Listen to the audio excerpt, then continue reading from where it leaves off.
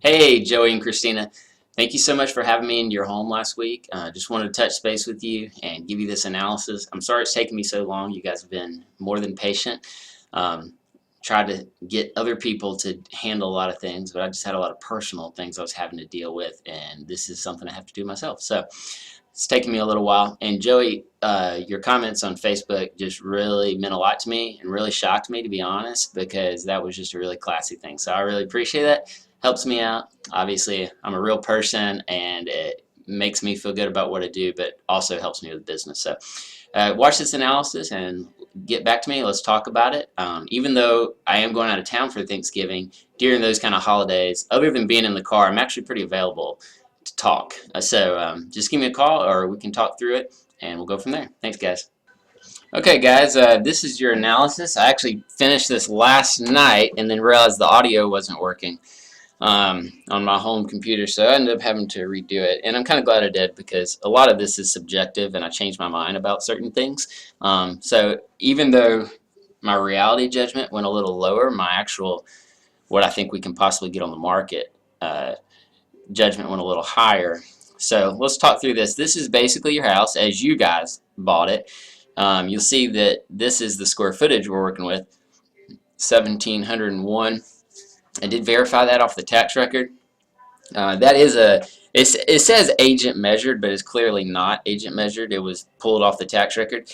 I can do a measurement of the house in this style of house that is usually going to come back lower and not higher, which I can just then reference the tax record. So there's no harm in doing it. But on a two-story house where a lot of the square footage is kind of unmeasurable from the outside, that number can go up. And that would only account for 600 square feet rather than double. So it's not going to change everything drastically. But I'll be glad to do that before we go to market. Most case we're talking about, maybe $1,000 or something like that. So we'll look at that. And then sometimes that even brings up the issue of someone else wanting to go by the tax record when they make offers. So just throwing that out there. This is, again, our multiplier, so any number I say per square foot is going to be calculated by that. I've already done all the math in the presentation, so feel free to double check it, but that's not going to be shown here. This is the tax record, as you see. Nothing particular to see here except what you guys paid. You paid $163. I guess you're aware that you just happened to buy at the height of the market. I'm really sorry about that. That was a good time for getting finance, and turns out to be a bad time for values. So, and again, going by the tax record, you got 1,700 square feet.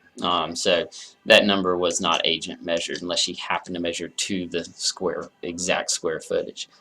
So now we're going to look at our comparable sales. This is what I'm going to call, when I do the presentation in a second, reality. And I'm not married to the idea that we have to sell for what comparables are, but at the end of the day, we do have to have some basis for our price, or A, agents won't make offers high enough, and B, no appraiser is going to come up with it. I've learned to stop second guessing appraisers. I have sold houses $13,000 more than I could do comparables for and had them come out with the appraiser's help. And then I've had appraisers go completely against me and make some ridiculous decisions. So what I try to do is I try to look at the past sales as a sort of ground for what I can expect. And then I look at what I call fantasy land, or the active market, on what a buyer may be willing to pay. So right now we're in the reality stage. There's several things that are going to affect us. I was not able to, in good conscience, pull all the long ranch houses that would have had exactly 1,700 square feet. That's because the walkout part of your house, I'm not going to call it a basement because appraisers don't care about basement as much as they care about the quality of that square footage. So what I wasn't able to take is, I say, a comparable 1,700 square foot house that was all one level. If I did, I actually had 102 a square foot comp, but it was such an outlier that every time I pulled in a house that had walkout basement or split level, it went back down to such a predictable level. So what you'll see is these are the houses that are in Tulip Grove. Right now we got, these are the ones that have sold this year. 78 a square foot, 99 a square foot. I'm sorry, that's the list price. 78 a square foot, 96 a square foot, 73 a square foot, and $93 a square foot. That's what these houses have sold for. Now you can see that that's a pretty big jump there between those two, basically in the 90s and then back to the 70s. So what we'll do is we'll look at them real quickly. This is a house in the 90s. This is sold by Bobby Wood. Now this one doesn't show interior photos. It leads me to believe that it's kind of inferior. Again, one of them in the lower range just happens to be a good little house. Kind of surprised me there. Now they don't have the updates that you guys have, so I don't expect your house to sell for this low in the 70s. And then we go back to one in the 90s per square foot. Now this is all ranch, but I left it in there because it had good finishes and pretty comparable.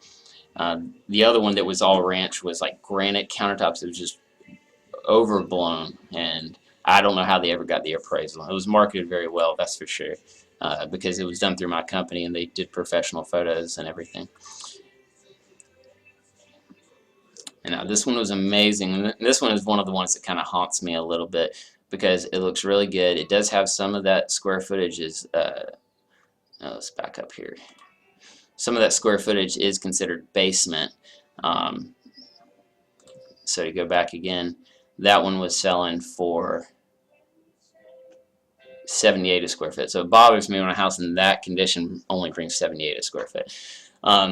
So averages are not important per se, but we do have to always have at least 3 comparables because that's what appraisers are going to have. So we do want to take averages into consideration. So in other words, if I find an outlying number like this one, says 96, I can't just imagine I can get 96. I could imagine possibly that an appraiser would pick 96, 75, and 99. That would kind of be best case scenario, but I don't know what they're going to choose from the buying perspective, that realtor doing their analysis, or from their appraiser. Now here's the fun part, and this is where I get a lot of listings because agents are so scared of taking a listing they can't sell and wasting their time that I really feel like they don't do the right thing for their client. And so here's where we go into what's called the active analysis, and we're taught in real estate school, just don't worry about the active analysis. You know, it doesn't bring dollars. But I would rather push the appraisers to come up with a justification for why buyers are willing to pay what I'm asking for a house than I would undersell my client. I need you to walk away as much money as possible. In this case, particularly because you're using me to buy a house. So I want you to buy the next house as much as possible. But in general, I make enough money, and so I sleep well at night when I know I made my clients as much as possible.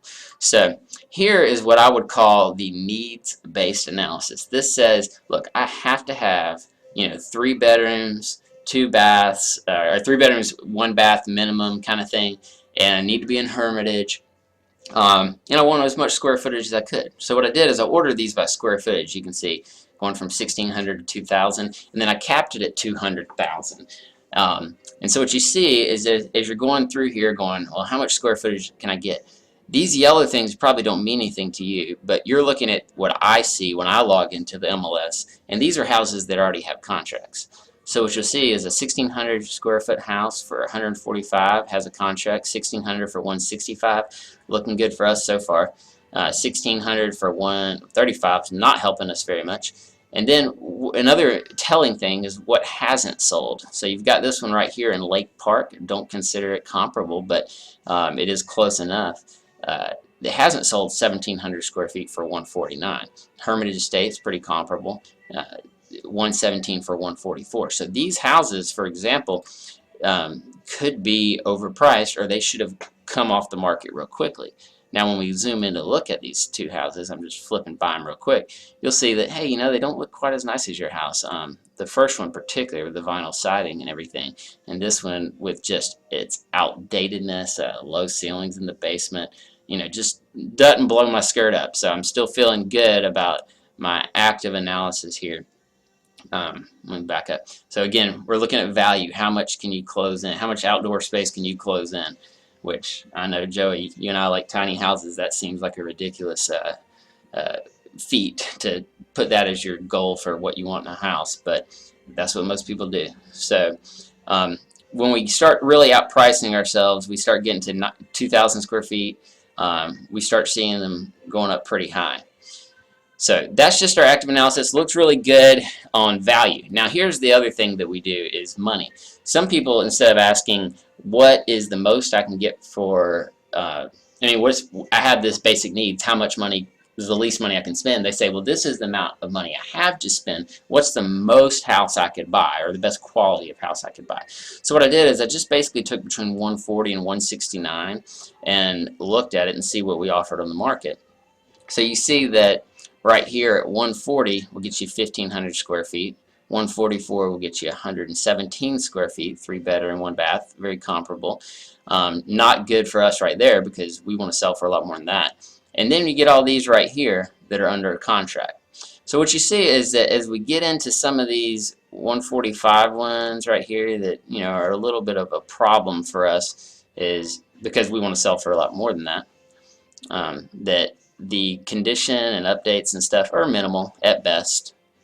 Let me go back to the other one real quick. Sorry, I go a little fast on this because I've already done it in my head before I record this video, so I need to take the time to show you some of this stuff. Again, we come across that one again.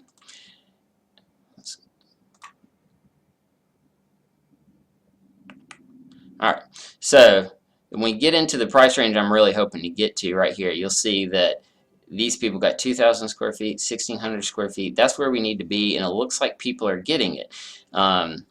Now, if we go into the Tulip Grove neighborhood, so if you really had a preference for the Tulip Grove houses instead of these 1980s, these 2000 builds, you'll see that there's several people who are failing to get it. So now we want to focus on them. Say, why are they not getting what they need? Okay, so that's kind of ugly house right there. 169, all upstairs square footage, 1,900 square feet. They do have the 2 bathrooms. Look at it a little closely, more closely. Good finishes inside, or I should say decent finishes inside. And they have priced it at 169, and they have been on the market for 116 days, which is just ridiculous in this market. So now I may have a listing go longer, but that's because I'm trying to get the people more money, and they're working with me to make changes as we go. And it's not because I don't know what the house is valued at. So again, 2,000 square feet, $169, still failing to get it after 120 days on the market. Okay, it does show pretty well, but I can imagine a lot of these things, like these blue countertops and stuff, don't look as good in person. So we do look at that list of houses and say, you know what, if we go all the way up to 169 and we've only got 1,800 square feet and these people are offering 1,900 and 2,000 square feet, we're kind of really pushing ourselves, or we may not be able to pull that off. But we're right in there, so it makes me feel really good about it. So you might have just fast forward through that part of the presentation, and that would be fine, because most agents don't show all their thinking and how they're going through it. That first part of it is really important, but the active part is really just me thinking out loud so that you guys know where I'm coming from. So here are the factors determining value.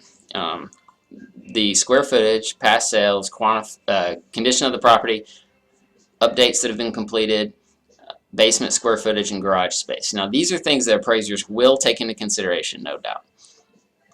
These are the subjective factors, the things that they can't necessarily quantify but are going to hurt us or help us either way. Busy roads hurt us. Pools actually can help us at times. They don't help us in the wintertime. So the size of the yard doesn't necessarily add value on paper. However, it does actually make people want to pay more. So if you have a larger lot, it doesn't necessarily mean that you get more. I should have made that an up arrow. Access to the backyard is another thing.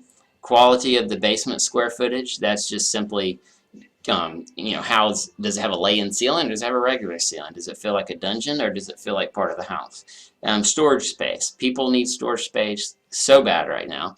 So that's another major factor.